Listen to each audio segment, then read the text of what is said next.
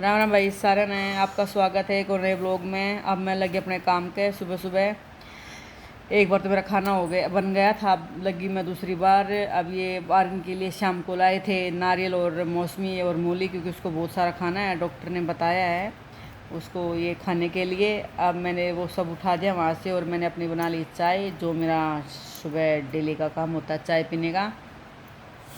और मैं अपनी चाय अब छान लूँगी और आराम से बैठ के 10 मिनट का रेस्ट लूँगी चाय पीते पीते।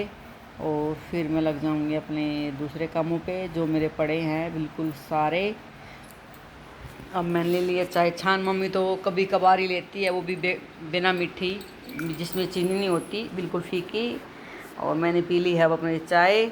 अब मैं लग गई रसोई को साफ़ करने।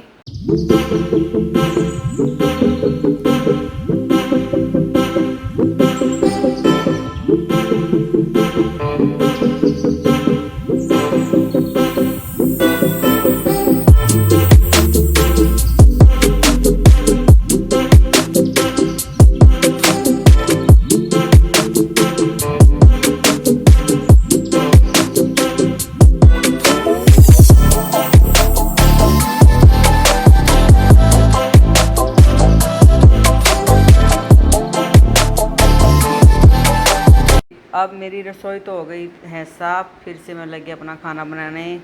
आज है शनिवार, तो क्या बनाऊं ये सोच के मैंने सोचा कि आज मूली के परांठे ही बना देती हूँ।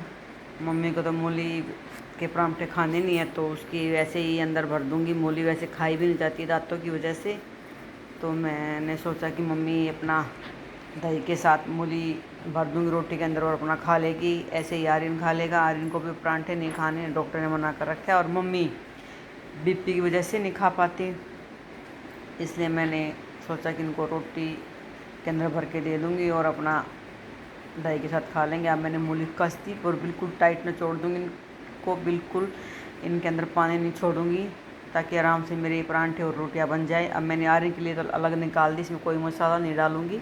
मैंने अब डाल दिया कुटा हुआ धनिया और इसके अंदर डाल दूँगी थोड़ी सी हरी मिर्ची और थोड़ी सी लाल मिर्ची होती हैं जो, उनको कूट के अंदर मिला दूँगी पूरा अच्छे से। और नमक मैं डालती नहीं हूँ साथ साथ, नहीं तो पानी छोड़ जाती हैं ये।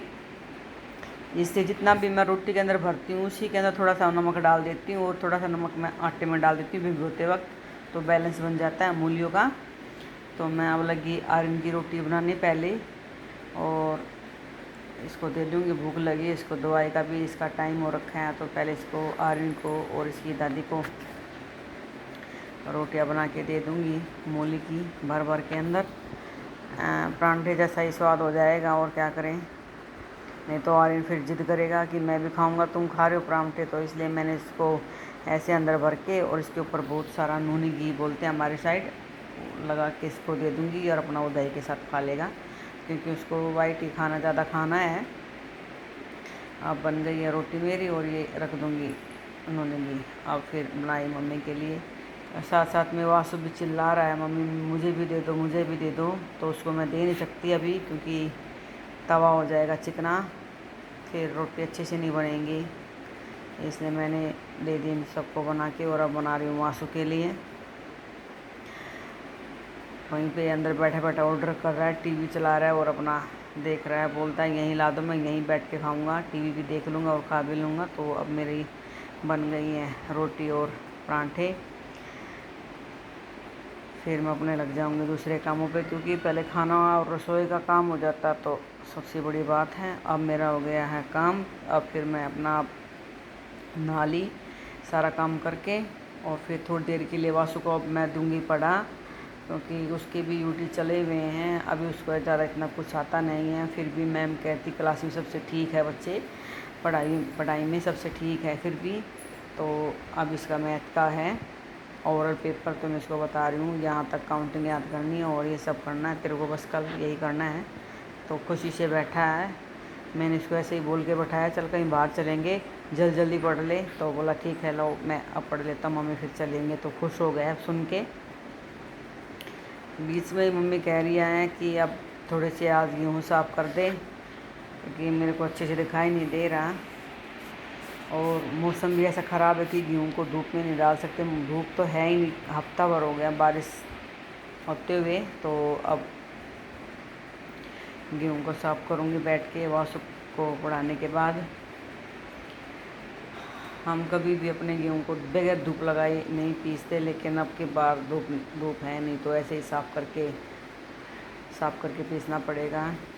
वैसे तो एमपी की गेहूँ लेते हैं, फिर भी मम्मी के अंदर रहता है कि कुछ हो ना हो, कुछ हो ना, कहीं दवाई भी डाल देते हैं कट्टे के अंदर। तो वो बोलती कि अच्छे से तू ही देख के देख साफ़ है कि नहीं, कुछ है तो नहीं। तो मैंने थोड़ा सा आयरन का करा दिया है काम। अब स्कूल का ये थोड़ा पड़ता रहेगा अपना थोड़ी देर के लिए। आर्यन है नहीं, आर्यन गया उसके पापा के साथ बाहर।